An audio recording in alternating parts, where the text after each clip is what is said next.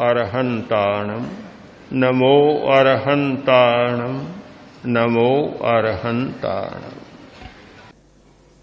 हमारे दो जगत हैं, एक बाहर का और दूसरा भीतर का। जब तक भीतर में प्रवेश नहीं होता तब तक केवल बाहर को संवारने की बात ही हमारे सामने रहती। जब आदमी भीतर चला जाता है तो उसका आयाम खुल जाता है, नया आयाम सामने उपस्थित हो जाता है, नई दिशा उद्घाटित हो जाती है और अनुभव का क्षेत्र बहुत व्यापक बन जाता है। अभी हमारा अनुभव बहुत सीमित है, केवल पदार्थ तक ही सीमित है। आध्यात्मिक चेतना के जागे बिना हमारे सामने एक ही विषय, एक ही वस्तु रहती है, पदार्थ और पदार्थ। पदार्थ की सीमा को छोड़कर दूसरी कोई बात हमारे सामने नहीं होती, केवल पदार्थ। हम खाते हैं, पीते हैं, पहनते हैं, मकान में रहते हैं, नाना प्रकार के पदार्थों का उपयोग करते हैं। हमारी दृष्टि केवल पदार्थमयी दृष्टि बन जाती है। ऐसा अनुभव होता है कि पदार्थ को छोड़कर शेष कुछ है ही नहीं, अपदार्थ नाम का कोई तत्व है ही नहीं। आज के वैज्ञानिक कुछ ऐसे कणों को खोज पाए हैं जिन्हें वे अपदार्थ कह रहे हैं। उन्होंने जो पदार्थ के लक्षण निश्चित किए वे लक्षण उनमें नहीं है। ऐसे कण जो पदार्थ से विरोधी कण हैं, ठीक पदार्थ के विरोध में स्थित हैं और पदार्थ के लक्षण उनमें घटित नहीं हो रहे हैं। प्रतिकण, प्रतिकण की खोज हो गई। पुराने लोगों ने, साधकों ने या दार्शनिकों ने एक ऐसा तत्व खोजा जो पदार्थ नहीं है, जो वस्तु नहीं है। उसका नाम रखा आत्मा, चेतन। एक ऐसा तत्व जो पदार्थ से प्रतिकूल, भिन्न, विपरीत, पदार्थ और अपदार्थ। पदार्थ अचेतन है और जो अपदार्थ है यानी पदार्थ नहीं है, आत्मा है, वह चेतन है। दो तत्व बन गए, एक चेतन तत्व और दूसरा अचेतन तत्व। पुद्गल पदार्थ हमारा बहुत विषय बनता है। हम शब्द, रूप, रस, गंध और स्पर्श इन सब को जान लेते।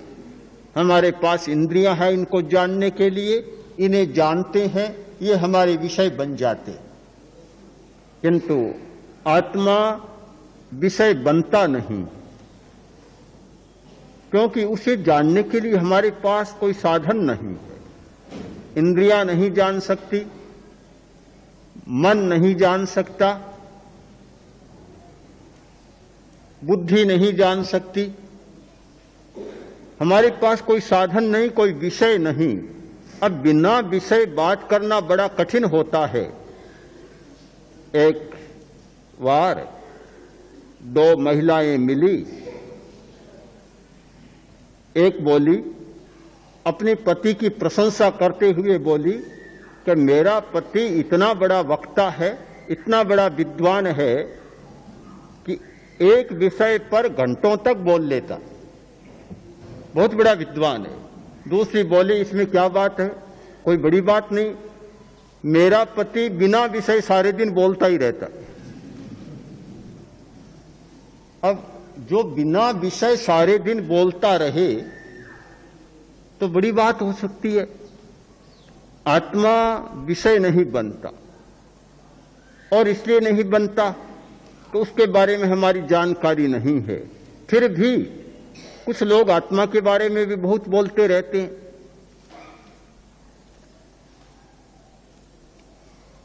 क्या कोई उपाय है आत्मा को ज्ञान का विषय बना सके, आत्मा हमारा ज्ञेय बन सके, जो आत्मा को हम मान रहे हैं उसे जान सकें? मानने में जानने में बहुत दूरी है। हम लोग अधिकांश मानने की बात ज्यादा करते हैं, आत्मा को मानते हैं, किंतु अगर जानने की बात आए तो मानने की बात बहुत नीचे रह जाती है। मानने में तो हम किसी भी बात को मान सकते हैं, मान लो यह है, मानने में कोई कठिनाई नहीं होती, किंतु जानना बिल्कुल भिन्न है। जानने में उसका साक्षात्कार करना होता है, उस विषय पर अपनी पकड़ होनी चाहिए। 5 वर्ष का बच्चा भी मां की बात मान लेता है, मानता तो है, पर जानना उसके लिए कोई जरूरी नहीं, और बताने वाले के लिए भी जानना जरूरी नहीं।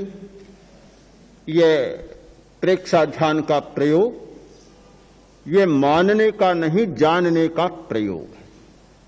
हम अपनी दृष्टि को इतना सूक्ष्म बना सकते हैं अभ्यास के द्वारा, प्रयोग के द्वारा, कि जो बात आज तक मानी जाती रही है वह बात जानी जा सकती है।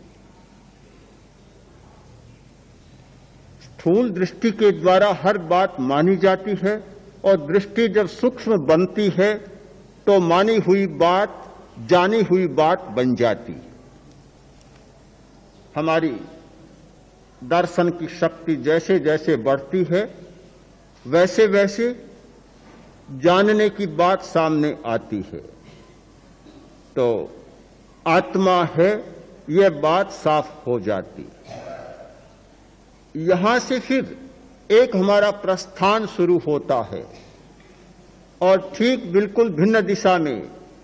सामाजिक चेतना के संदर्भ में मैंने कहा था मैं अकेला नहीं हूं, और जब आध्यात्मिक चेतना के संदर्भ में मुझे कहना होगा तो यही कहा जा सकता है कि मैं अकेला हूं। यह सबसे पहली हमारी अवधारणा बनेगी कि मैं अकेला हूं। अनित्य अनुप्रेक्षा का प्रयोग, एकत्व अनुप्रेक्षा का प्रयोग और अन्यत्व अनुप्रेक्षा का प्रयोग, ये 3 प्रयोग, तीनों प्रयोग जब होते हैं ये धारणा स्पष्ट होती है कि मैं अकेला हूं। जितने पदार्थ मेरे साथ जुड़े हुए हैं वे मात्र संयोग हैं। संयोग हैं, ये कपड़े पहने हुए हैं, संयोग है।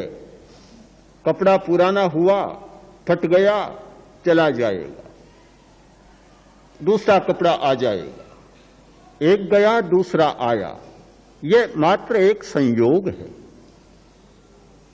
मूर्छा के कारण हम सच्चाई को देख नहीं पा रहे हैं। मूर्छा जब घनी होती है, गहरी होती है, तो सामने खड़ी सच्चाई को भी हम नहीं देख पाते, आंखें चुंधिया जाती है। सचमुच ऐसा हो रहा है, हर व्यक्ति अपनी आंखों पर भरोसा कर रहा है। भरोसा पर आंखें कितना धोखा दे रही है कि सच्चाई हमारे सामने हम अस्वीकार करते चले जा रहे हैं, स्वीकार ही नहीं कर रहे हैं, पता ही नहीं चलता, क्योंकि मूर्छा का आवरण वह पर्दा इतना गहरा हो गया, देख ही नहीं पाते हम सामने वाली वस्तु को। एक कुत्ता था,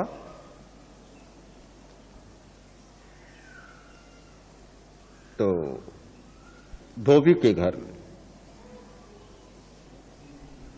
धोबी के दो पत्नियां, जहां दो पत्नियां होती है वहां लड़ाई होना जरूरी, स्वाभाविक बात है। बहुत लड़ाई होती, लड़ाई इतनी बढ़ गई कि बेचारे कुत्ते को रोटी डालना भी बंद कर दिया दोनों ने। उसने कहा तू डालेगी, उसने कहा तू डालेगी, रोटी भी नहीं मिल रही। कुत्ता काफी थक गया तो मोहल्ले के पड़ोस के कुत्ते मिले, उन्होंने कहा रे तू तो बहुत थक गया, क्या बात है, रोटी नहीं मिल रही है?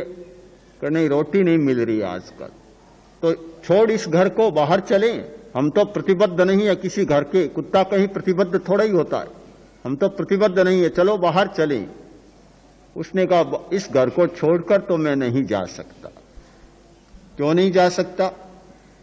कैसे जा सकता हूं? दो दो पत्नियां हैं मेरी, उनको छोड़कर मैं कैसे जा सकता हूं?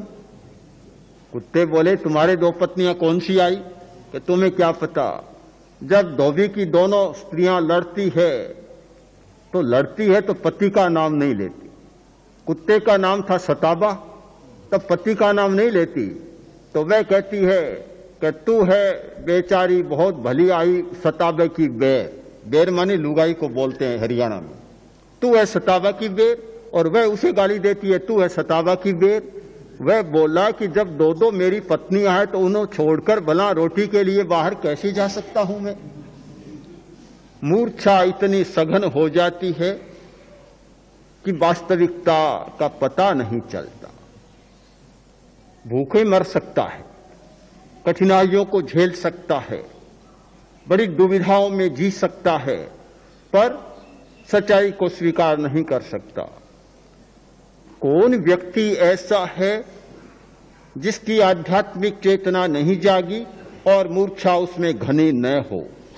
आध्यात्मिक चेतना के अभाव में हमारी मूर्छा इतनी सघन बन जाती है, कुछ पता ही नहीं चलता।